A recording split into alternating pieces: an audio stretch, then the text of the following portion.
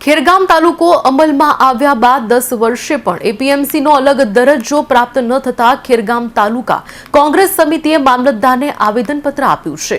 તાલુકાના ખેડૂતોના હિતમાં ખેરગામને એપીએમસીનો અલગ દરજ્જો મળે તે માટે રજૂઆત કરી હતી। આ પ્રસંગે નવસારી જિલ્લા કોંગ્રેસ પ્રમુખ, નવસારીના પ્રભારી, તાલુકા કોંગ્રેસ પ્રમુખ સહિત કોંગ્રેસના કાર્યકરો ઉપસ્થિત રહ્યા હતા।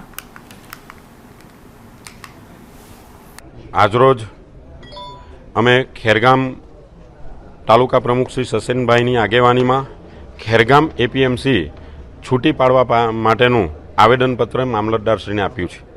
2017માં ખેરગામ એપીએમસી છૂટી પડવાનો ઓર્ડર થઈ ગયા બાદ કોઈક કારણોસર એ ઓર્ડરને અટકાવી દેવામાં આવ્યો અને ખેરગામના ખેડૂતોનો જે હક અધિકાર હતો એ છીનવી લેવામાં આવ્યો।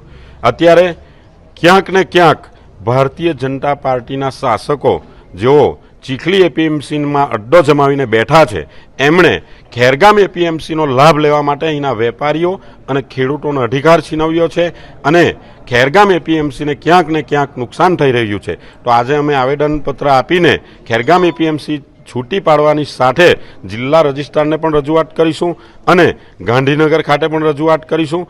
કોર્ટની રાહે પણ લડાઈ લડીશું અને જો ન્યાય નહીં મળે તો આંદોલનના માર્ગે પણ જતા અચકાઈશું નહીં, પરંતુ અહીંના ખેડૂતો અને વેપારીઓનો હક અધિકાર છીનવવા દઈશું નહીં।